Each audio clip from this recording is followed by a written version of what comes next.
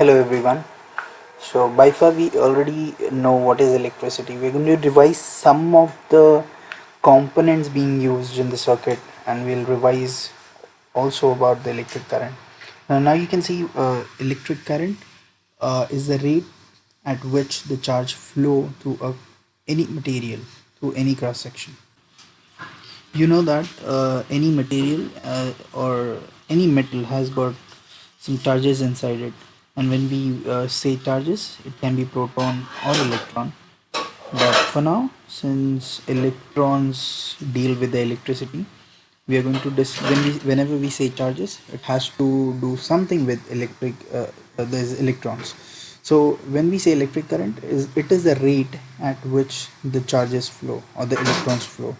Now when we say rate, it means it is with respect to time. So the charge is denoted by q, whereas time is denoted by small t. So when we say the rate at which, so it is with respect to time. So charge is flowing with respect to time. Charge is given by q and time is t. So it becomes q by t gives you the electric current. So finally the formula becomes I is equal to q by t. Where now coming on to some of its, and we already know the charge is always measured in coulombs given by capital C, whereas time is measured in seconds. And the unit for current is amperes. So 1 ampere is a charge flowing at the rate of 1 coulomb per second. You can see the formula. If you remember the formula, you can make your own statement by saying 1 ampere is charge, that is Q, flowing at a rate of 1 coulomb per second. 1 coulomb per second. So with this said, we already know what is electric current. And remember that the charge is flowing, and when we say charge, you should be knowing what we relate with the electrons. Since you already know that electrons are free to move,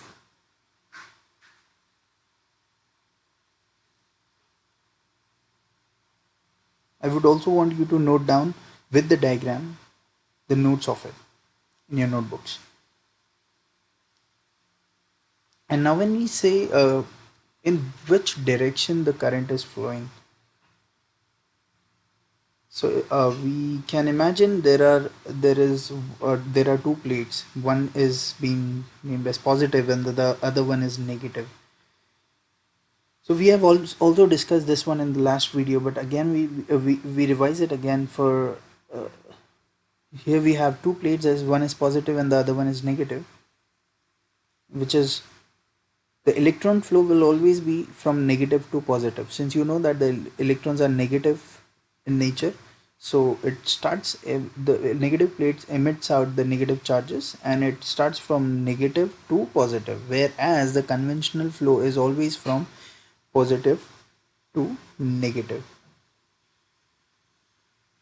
So electric fields and potential are defined in terms of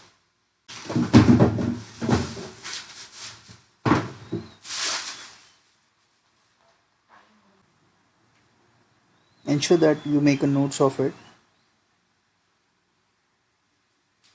And now we're going to deal with some of the basic concepts and vocabularies to be used in our future concepts. So the first one is electromotive force. Now when we say electromotive force, this is a kind of force being provided by something to someone. So a source of electromotive force is a device that uses chemical, mechanical or other energy to provide the potential difference necessary for electric current. So any device which provides a push to the charges that ultimately results into an electric current is having an electromotive force. So for an example, we have batteries, which is actually providing an electromotive force to the charges present inside the wire, which ultimately leads to the electricity. And there will be some more as wind generator or power lines, which also gives an electromotive force to the power lines.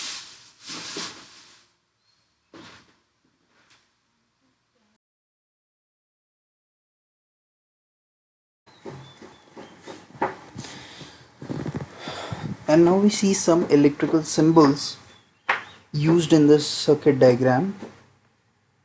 You should be aware of it. So here you can see in this diagram, there is the first one, the first symbol is for grounding. You can note down the symbol, we'll discuss this one later on. The next one is the battery, which we have already used it in the circuit diagram. So it's a positive terminal and a negative terminal. And the third one is the resistance, where we have zigzag lines. And the other one is a actual resistance, which we can see.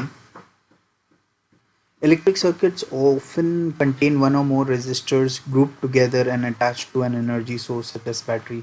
So we are going to discuss this in the later videos, where the resistors will there will be more than one or more than there will be more than one resistors which will be grouped together in different combination with a battery to form an electric circuit.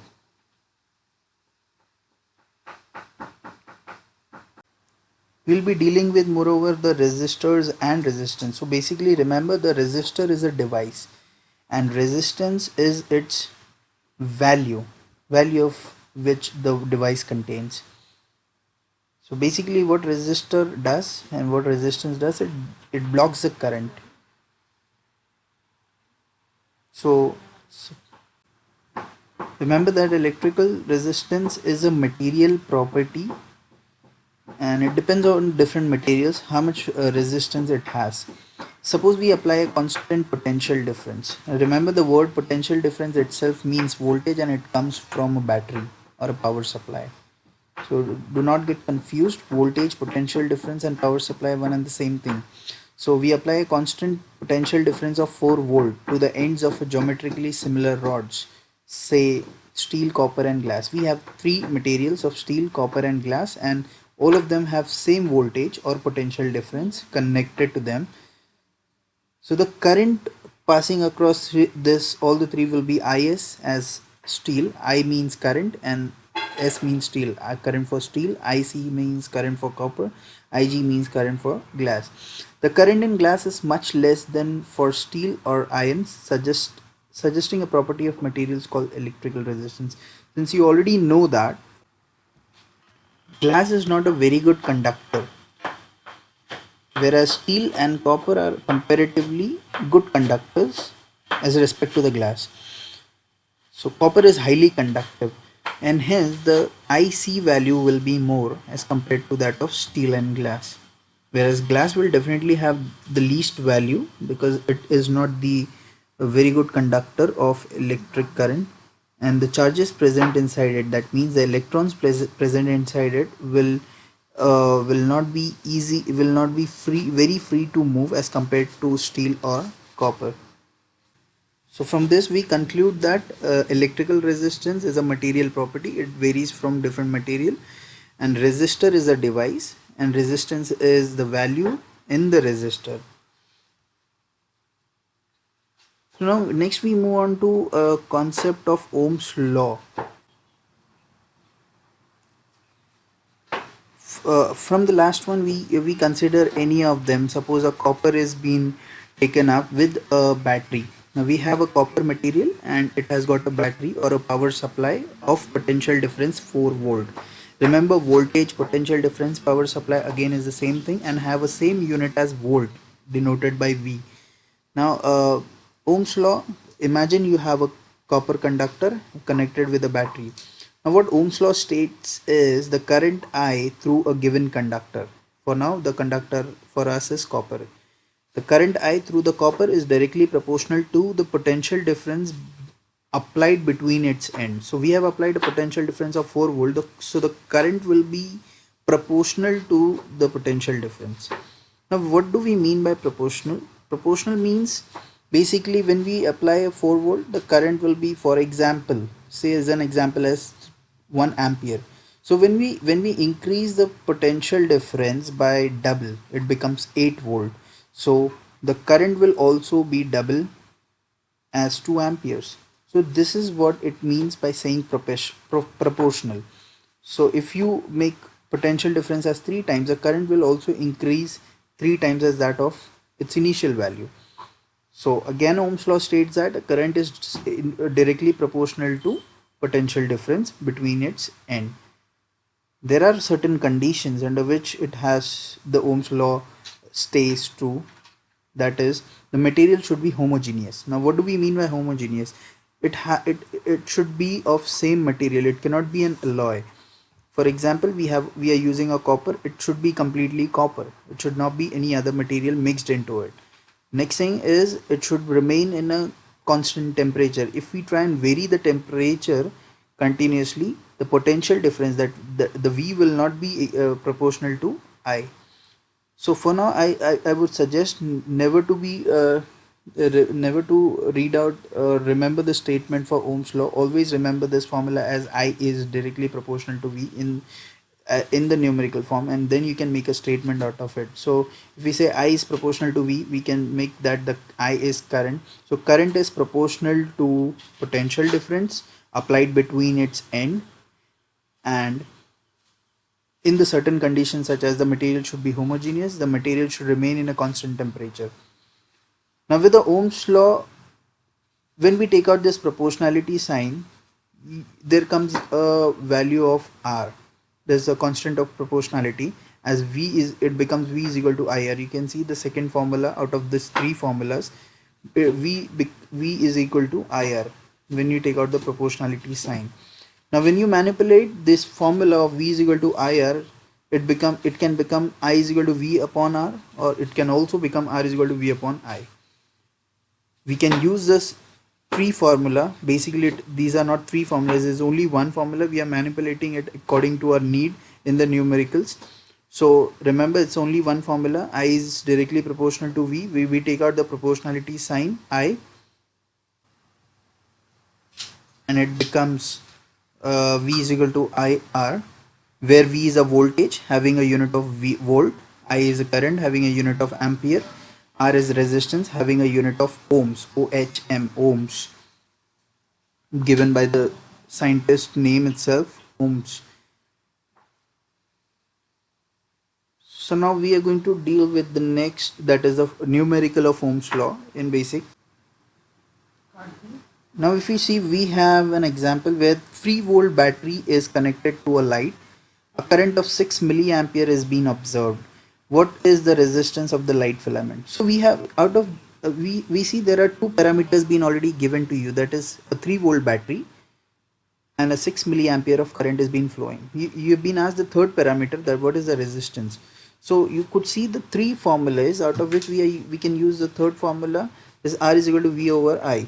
So we have V, we have I, put the values of V, that is 3 volt, and the value of current is 6 milliampere. Remember, milli means 10 raised to minus 3, so it becomes 0.006 amperes. We put the values 3 over 0.006, we do the calculation, it becomes R is equal to 500 ohms. So here we see the SI unit for electrical resistance is ohms, as I already discussed. So it becomes resistance as 500 ohms.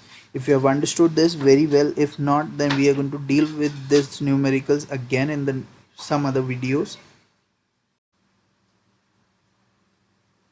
And now we are going to see some of the practical devices which we use to measure the voltage, or we can say the potential difference, or the current, or the resistance in the circuit.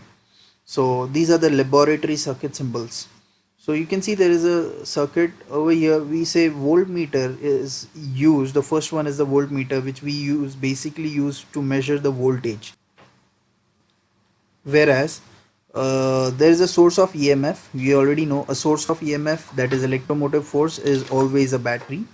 It can be some other thing as well, but in a circuit symbol it is always a battery with a positive and a negative terminal. So the next one, if you want to measure the EMF, that is electromotive force, we use voltmeter. So voltmeter, the two probes will be connected across the battery and will measure the potential difference or the voltage across a battery, and the voltage value we get is called as electromotive force. Now to measure the current in the circuit, we use a device called ammeter, which is, you can see here, the third one, which we use to measure the current in the circuit. And the last one is the rheostat, Rheostat is basically again a resistance, but this resistance, we can actually vary the resistance value using a rheostat, and we will discuss the variable resistor in other videos.